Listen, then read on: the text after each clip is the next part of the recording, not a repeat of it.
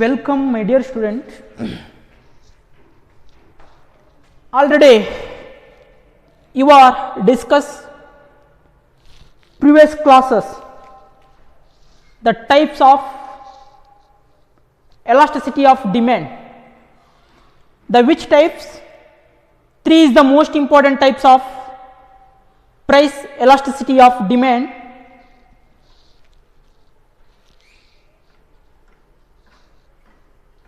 One is price elasticity of demand, second one income elasticity of demand, then another cross elasticity of demand. But you are studied types of price elasticity of demand, types of the various the price elasticity of demand, and this is discussed of the previous class. But now going to another types of elasticity of demand, which is income elasticity of demand. Income elasticity of demand. What is mean by the income elasticity of demand? The various the types of income elasticity of demand, and this is discuss present class. ಪ್ರಿಯ ವಿದ್ಯಾರ್ಥಿಗಳೇ, ನಾವು ಇಲ್ಲಿವರೆಗೆ previous ಕ್ಲಾಸ್ನಲ್ಲಿ ಬೇಡಿಕೆ ಸ್ಥಿತಿಸ್ಥಾಪಕತ್ವದ ಪ್ರಕಾರಗಳ ಬಗ್ಗೆ ನಾವು ಅಧ್ಯಯನ ಮಾಡ್ತಾ ಇದ್ದೀವಿ. ಬೇಡಿಕೆ ಸ್ಥಿತಿಸ್ಥಾಪಕತ್ವವು 3 ಪ್ರಮುಖವಾಗಿರುವಂಥ ಅಧ್ಯಯನ ಇಲ್ಲಿ ಒಳಗೊಂಡಿದೆ ಎಂಬುದು, 3 ಅತಿ ಪ್ರಮುಖವಾಗಿರುವಂಥ ಪ್ರಕಾರಗಳು ಕೂಡ ಇಲ್ಲಿ ಒಳಗೊಂಡಿದೆ ಎಂಬುದರ ಬಗ್ಗೆ ನಾವು ಡಿಸ್ಕಸ್ ಮಾಡಿದ್ದೀವಿ ಪ್ರಿವಿಯಸ್ ಕ್ಲಾಸ್ನಲ್ಲಿ. ಆ 3 ವಿಧಗಳು ಯಾವುದಪ್ಪ ಅಂತಂದರೆ, ಒಂದು ಬೆಲೆ ಬೇಡಿಕೆ ಸ್ಥಿತಿಸ್ಥಾಪಕತ್ವ, ಇನ್ನೊಂದು ಆದಾಯ ಬೇಡಿಕೆ ಸ್ಥಿತಿಸ್ಥಾಪಕತ್ವ, ಇನ್ನೊಂದು ಅಡ್ಡಛೇದ ಬೇಡಿಕೆ ಸ್ಥಿತಿಸ್ಥಾಪಕತ್ವ. ಅದರಲ್ಲಿ ಬೆಲೆ ಬೇಡಿಕೆ ಸ್ಥಿತಿಸ್ಥಾಪಕತ್ವ ಅಂದರೆ ಏನು ಎಂಬುದರ ಬಗ್ಗೆ ನಾವು ಆಲ್ರೆಡಿ ಡಿಸ್ಕಸ್ ಮಾಡಿದ್ದೀವಿ. ಆದರೆ ಇವತ್ತಿನ ಕ್ಲಾಸ್ನಲ್ಲಿ ಇನ್ನೊಂದು ಬೇಡಿಕೆ ಸ್ಥಿತಿಸ್ಥಾಪಕತ್ವದ ಪ್ರಕಾರವಾಗಿರುವ ಯಾವುದಂತಂದರೆ ಆದಾಯ ಬೇಡಿಕೆ ಸ್ಥಿತಿಸ್ಥಾಪಕತ್ವವನ್ನು ಕುರಿತು ನಾವಿಲ್ಲಿ ನೋಡೋಣ. ಆದಾಯ ಬೇಡಿಕೆ ಸ್ಥಿತಿಸ್ಥಾಪಕತ್ವ ಅಂತಂದರೆ ಏನು?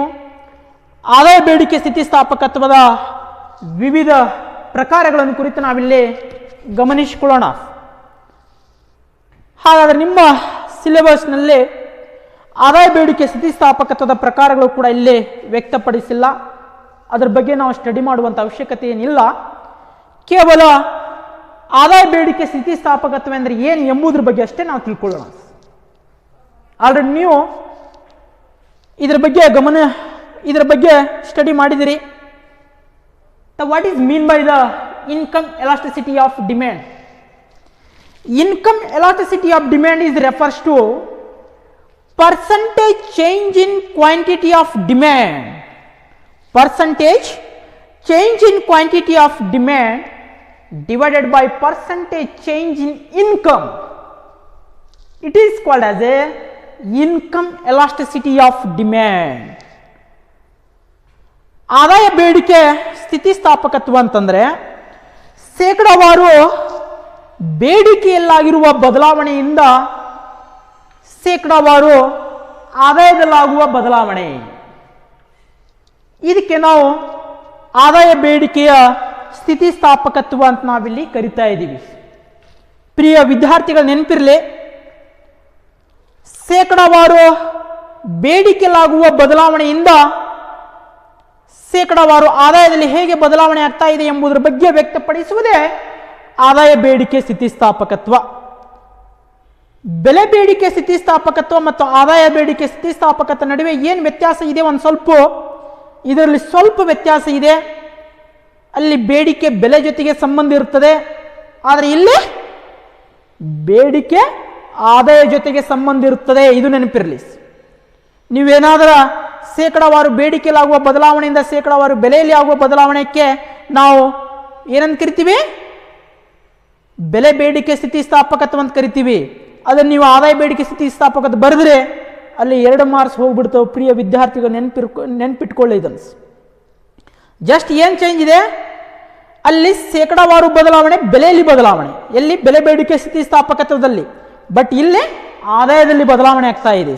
ಅಂದರೆ ಶೇಕಡಾವಾರು ಬೇಡಿಕೆಯಲ್ಲಾಗುವ ಬದಲಾವಣೆಯಿಂದ ಶೇಕಡಾವಾರು ಆದಾಯದಲ್ಲಾಗುವ ಬದಲಾವಣೆಗೆ ನಾವೇನಂತ ಕರಿತೀವಿ, ಆದಾಯ ಬೇಡಿಕೆ ಸ್ಥಿತಿಸ್ಥಾಪಕತ್ವ ಅಂತ ನಾವಿಲ್ಲಿ ಕರಿತಾ ಇದ್ದೀವಿ.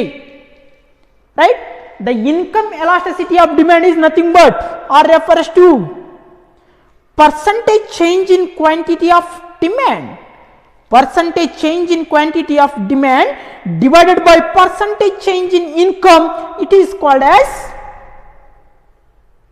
income elasticity of demand. It is called as income elasticity of demand. The difference between the price elasticity of demand and income elasticity of demand. The price elasticity of demand only changes of prices, but here change in income.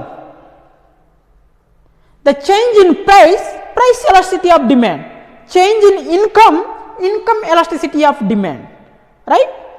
They keep it mind, my dear students, the only simple words, the income elasticity of demand, how to relationship between the percentage change in quantity demand and percentage change in the income, or ratio between percentage change in quantity of demand, ratio between the quantity of demand and income, it is called as a income elasticity of demand. ಇದಕ್ಕೆ ನಾವೇನಂತ ಕರಿತೀವಿ, ಇಲ್ಲಿ ಆದಾಯ ಬೇಡಿಕೆ ಸ್ಥಿತಿಸ್ಥಾಪಕತ್ವ ಅಂತ ಕರಿತೀವಿ. ಅಂದ್ರೆ ಶೇಕಡಾವಾರು ಬೇಡಿಕೆ ಮತ್ತು ಆದಾಯಗಳ ನಡುವಿನ ಸಂಬಂಧ ಇದೆಯಲ್ಲ, ಈ ಸಂಬಂಧಕ್ಕೆ ನಾವೇನಂತ ಕರಿತೀವಿ, ಇಲ್ಲಿ ಆದಾಯ ಬೇಡಿಕೆ ಸ್ಥಿತಿಸ್ಥಾಪಕತ್ವ ಅಂತ ಕರಿತೀವಿ. ಅಥವಾ ಈ ಬೇಡಿಕೆ ಮತ್ತು ಆದಾಯಗಳ ನಡುವಿನ ಅನುಪಾತ, ಈ ಬೇಡಿಕೆ ಮತ್ತು ಆದಾಯಗಳ ನಡುವೆ ಇರುವಂತಹ ಅನುಪಾತ ಇದೆಯಲ್ಲ, ಈ ಅನುಪಾತಕ್ಕೆ ನಾವೇನಂತ ಕರಿತೀವಿ, ಇಲ್ಲಿ ಆದಾಯ ಬೇಡಿಕೆಯ ಸ್ಥಿತಿಸ್ಥಾಪಕತ್ವ ಅಂತ ನಾವಿಲ್ಲಿ ಕರಿತಾ ಇದ್ದೀವಿ. ರೈಟ್. ಅಂದ್ರೆ ಬೆಲೆ ಬೇಡಿಕೆ ಮತ್ತು ಆದಾಯ ಬೇಡಿಕೆ ನಡುವೆ ಇರುವಂತಹ ಸಂಬಂಧ ಹೇಗಿದೆ, ವ್ಯತ್ಯಾಸ ಏನಿದೆ ಎಂಬುದ್ರ ಬಗ್ಗೆ ನಾವು ಇಲ್ಲಿವರೆಗೆ ತಿಳ್ಕೊಂಡಿವಿ. ಇದು ಕೂಡ ನಿಮ್ಮ ಎನ್ಯುವಲ್ CET ಎಕ್ಸಾಮ್ನಲ್ಲಿ ಕ್ವಶನ್ಸ್ ಕೇಳ್ತಾರೆ.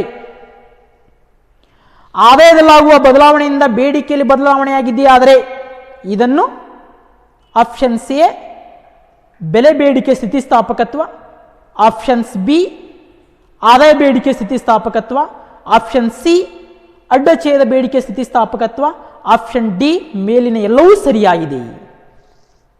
Right answer which is option B, ಆದಾಯ ಬೇಡಿಕೆ ಸ್ಥಿತಿಸ್ಥಾಪಕತ್ವ. ಈ ರೀತಿಯಲ್ಲಿ CET ಎಕ್ಸಾಮ್ನಲ್ಲಿ ಕೇಳ್ತಾರೆ. ಒಂದು ವೇಳೆ ಇಷ್ಟೇ ಕೇಳಬಹುದು, ಒಂದು ವಸ್ತುವಿನ ಆದಾಯದಲ್ಲಾಗುವ ಬದಲಾವಣೆಯಿಂದ ಆ ವಸ್ತುವಿನ ಬೇಡಿಕೆಯಲ್ಲಿ ಬದಲಾಗುತ್ತದೆ, ಇದನ್ನು ಕೇಳಿದೆಯಾದರೆ ಇದು ಕೂಡ ಆದಾಯ ಬೇಡಿಕೆ ಸ್ಥಿತಿಸ್ಥಾಪಕತ್ವ. ರೈಟ್. ಈ ರೀತಿಯಲ್ಲಿ ಕೂಡ ಇಲ್ಲಿ CET ಎಕ್ಸಾಮ್ನಲ್ಲಿ ನಿಮ್ಗೆ ಕ್ವಶನ್ಸ್ ಕೂಡ ಅಲ್ಲಿ ಕೇಳ್ತಾರೆ ಎಕನಾಮಿಕ್ಸ್ನಲ್ಲಿ. ರೈಟ್. ಭಾಳಷ್ಟು ಈ ರೀತಿಯ ನೆನಪಿಟ್ಕೊಳ್ಬೇಕು. ಕೆಲವೊಬ್ರು ಏನು ಮಾಡ್ತಾರಪ್ಪ ಅಂತಂದರೆ ಆದಾಯದ ಬದಲಾವಣೆಯಿಂದ ಬೇಡಿಕೆಯಲ್ಲಿ ಬದಲಾವಣೆ ಆಗಿದೆ, ಆದರೆ ಇದನ್ನೇನಂತ ಬರೆದ ಕೆಲವೊಬ್ರು ಬೆಲೆ ಬೇಡಿಕೆ ಸ್ಥಿತಿಸ್ಥಾಪಕತ್ವ ಅಂತ ಕರೀತಾರೆ. ಬೆಲೆ ಬೇಡಿಕೆ ಅಂದರೆ ಬೆಲೆಯಲ್ಲಾಗುವ ಬದಲಾವಣೆಯಿಂದ ಬೇಡಿಕೆಯಲ್ಲಿ ಬದಲಾವಣೆ ಆಗಿದೆಯಾ ಆದರೆ ಮಾತ್ರ ಬೆಲೆ ಬೇಡಿಕೆ ಸ್ಥಿತಿಸ್ಥಾಪಕತ್ವ, ನೆನಪಿರಲಿ. ರೈಟ್. ಈ ರೀತಿಯಲ್ಲೇ ಶೇಕಡಾವಾರು ಬೇಡಿಕೆಯಲ್ಲಾಗುವ ಬದಲಾವಣೆಯಿಂದ ಶೇಕಡಾವಾರು ಆದಾಯದಲ್ಲಾಗಿರುವಂಥ ಬದಲಾವಣೆಗೆ ನಾವೇನಂತ ಕರಿತೀವಿ, ಇಲ್ಲಿ ಆದಾಯ ಬೇಡಿಕೆಯ ಸ್ಥಿತಿಸ್ಥಾಪಕತ್ವ ಅಂತ ನಾವಿಲ್ಲಿ ಕರಿತಾ ಇದ್ವಿ. ರೈಟ್. ಅದನ್ನು ಒಂದು ಸಮೀಕರಣ ಅದರ ಮೇಲೆ ನಾವು ಬರ್ಕೊಳ್ಳೋಣ. Income elasticity of demand equal to percentage change in quantity of demand. Percentage change in quantity of demand divided by percentage change in consumer income. Percentage change in consumer income, it is called as income elasticity of demand. ಇದಕ್ಕೆ ನಾವು ಆದಾಯ ಬೇಡಿಕೆ ಸ್ಥಿತಿಸ್ಥಾಪಕತ್ವ ಅಂತ ಕರಿತೀವಿ. ಅಂದ್ರೆ ಆದಾಯ ಬೇಡಿಕೆ ಸ್ಥಿತಿಸ್ಥಾಪಕತ್ವ ಈ ರೀತಿಯಲ್ಲಿ ಬರ್ಕೋಬೇಕಿಲ್ಲ. ಆದಾಯ ಬೇಡಿಕೆ ಸ್ಥಿತಿಸ್ಥಾಪಕತ್ವ ಇಸ್ ಈಕ್ವಲ್ ಟು ಶೇಕಡಾವಾರು ಬೇಡಿಕೆಯಲ್ಲಾಗುವ ಬದಲಾವಣೆ. ರೈಟ್. ಶೇಕಡಾವಾರು ಬೇಡಿಕೆಯಲ್ಲಾಗುವ ಬದಲಾವಣೆ ಡಿವೈಡೆಡ್ ಬೈ ಶೇಕಡಾವಾರು ಆದಾಯದಲ್ಲಾಗುವ ಬದಲಾವಣೆ. ಇದಕ್ಕೆ ನಾವು ಆದಾಯ ಬೇಡಿಕೆ ಸ್ಥಿತಿಸ್ಥಾಪಕತ್ವ ಅಂತ ಕರಿತೀವಿ. ರೈಟ್. ಅಂದ್ರೆ ಆದಾಯ ಬೇಡಿಕೆ ಸ್ಥಿತಿಸ್ಥಾಪಕತ್ವ ಇಸ್ ಈಕ್ವಲ್ ಟು ಶೇಕಡಾವಾರು ಆ ವಸ್ತುವಿನ ಬೇಡಿಕೆಯಲ್ಲಾಗುವ ಬದಲಾವಣೆ ಶೇಕಡಾವಾರು ಆ ಅನುಭೋಗಿಯ ಆದಾಯದಲ್ಲಿ ಇರುವಂತಹ ಬದಲಾವಣೆಗೆ ನಾವು ಆದಾಯ ಬೇಡಿಕೆ ಸ್ಥಿತಿಸ್ಥಾಪಕತ್ವ ಅಂತ ಕರಿತೀವಿ. Right. It is called as the income elasticity of demand. Must and should be your keep it mind you are asking here the annual CET examinations, the any CET examinations, the only change in income, consumer income, it is called as option A, income elasticity of demand, option B, price elasticity of demand, option C, cross elasticity of demand, option D, all of above. All of above the right. So which is option first is the right answer, which is income elasticity of demand. Change in percentage change in price, this is the price elasticity, option A, option B, income elasticity, option D, cross elasticity, all of the above rights, which is the first option is also the right, which is the price elasticity of demand. Right, ಈ ರೀತಿಯಲ್ಲಿ ನಾವು ಆದಾಯ ಬೇಡಿಕೆ ಸ್ಥಿತಿಸ್ಥಾಪಕತ್ವ ಅಂದರೆ ಏನು ಎಂಬುದರ ಬಗ್ಗೆ ಇಲ್ಲಿವರೆ ಗಮನಿಸಿಕೊಂಡಿವೆ.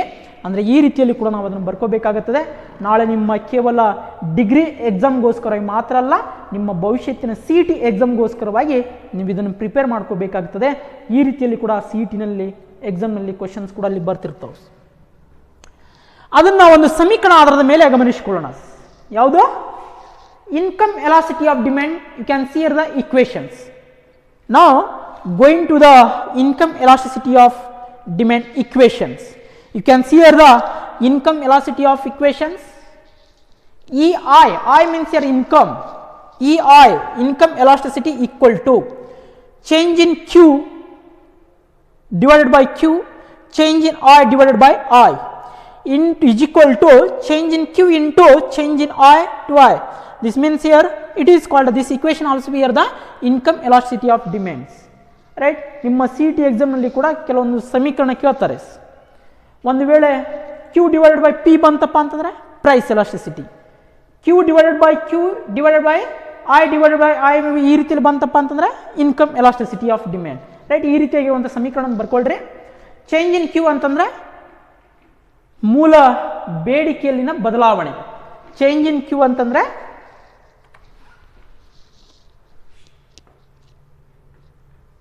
ಬೇಡಿಕೆಯಲ್ಲಿನ ಬದಲಾವಣೆಯನ್ನು ಸೂಚಿಸ್ತಾ ಇದೆ.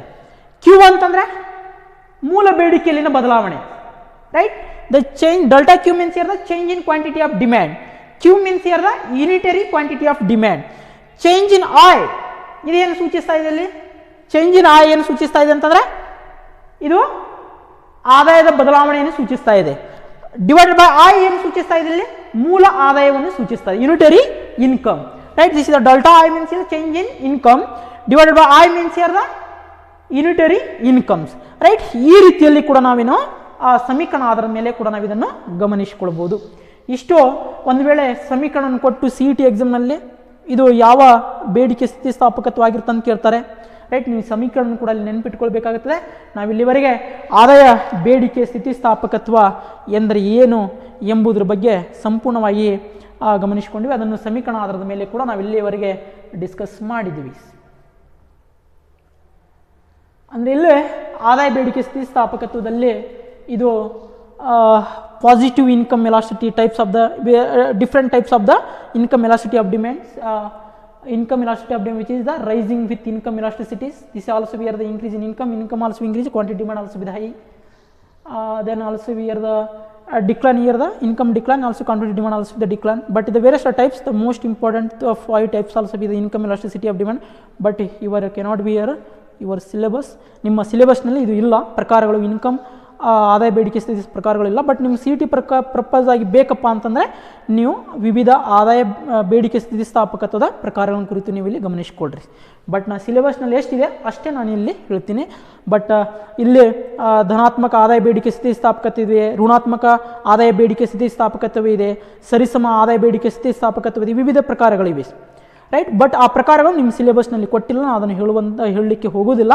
ಬಟ್ ನಿಮ್ಮ CET ಬಗ್ಗೆ ಬೇಕಪ್ಪ ಅಂತಂದ್ರೆ ನಿಮ್ಮ CET ಪರ್ಪಸ್ ಆಗಿ ನೀವೇನು ಮಾಡಬೇಕ್ರಿ, ಅದ್ರ ಬಗ್ಗೆ ಗಮನದಲ್ಲಿ ಇಟ್ಕೊಳ್ರಿ, ಅದ್ರ ಬಗ್ಗೆ ನೀವು ಕೂಡ ಡಿಸ್ಕಸ್ ಮಾಡಿರಿ. Thank you my dear student, welcome to next class.